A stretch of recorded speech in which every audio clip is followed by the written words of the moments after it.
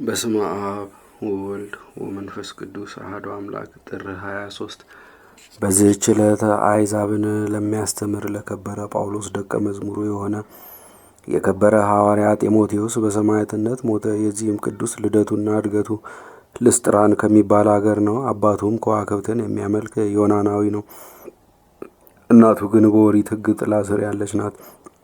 የከበረ ሐዋርያ ጳውሎስም በልስጥራን አገር በሰበከ ጊዜ ይህ ጢሞቴዎስ ስብከቱንና ትምህርቱን ሰማ። እግዚአብሔርም በጳውሎስ እጅ የሚያደርጋቸውን ድንቆች ተአምራቶችን አይቶ እሊህም ተአምራቶች አስተዋዮችና ጥበበኞች የሚደነግጡባቸው ናቸው። ስለዚህም ወደ ሐዋርያ ጳውሎስ ሂዶ በእርሱ ትምህርት በክብር ባለቤት ጌታችን ኢየሱስ ክርስቶስ አመነ።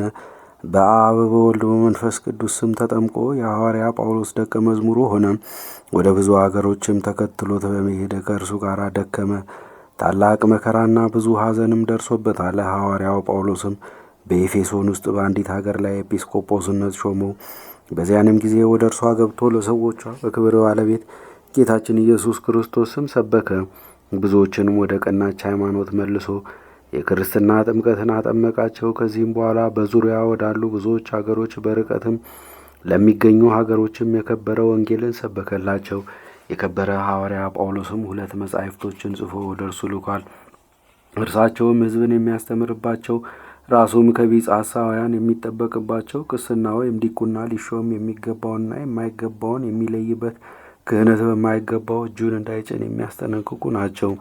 ጢሞቴዎስን ደግሞ ለእርሱ ተወዳጅ ልጁ አድርጎ ይጠራዋል። መልእክቶቹንም በእርሱ እጅ ወደ አገሮች ልኳል። በላያቸው የተሾመባቸውን የክርስቶስን መንጋዎች ፈጽሞ በጠበቀ ጊዜ በትምህርቶቹ በተግሳጾቹና በድርሰቶቹ ልቡናቸውን ብሩህ አደረገ። አይሁድንና ዮናናውያንን ይገስጻቸውና ይዘልፋቸው ነበር። እነርሱም ቀንተውበት ሁሉም በጠላትነት ተነሱበት። ተሰብስበውም ገደሉት። ምዕመናንም ሥጋውን አንስተው ቀበሩት። ጻድቅ ቆስጠንጢኖስም እስከነገሰ በዚያው ኖረ። እርሱም ስለ ሥጋው አስቦ ወደ ቁስጥንጥንያ ከተማ በጥር ወር 27 ቀን አፈለሰው። በዚያችም ቀን በዓል አደረገለት። ለእግዚአብሔር ምስጋና ይሁን።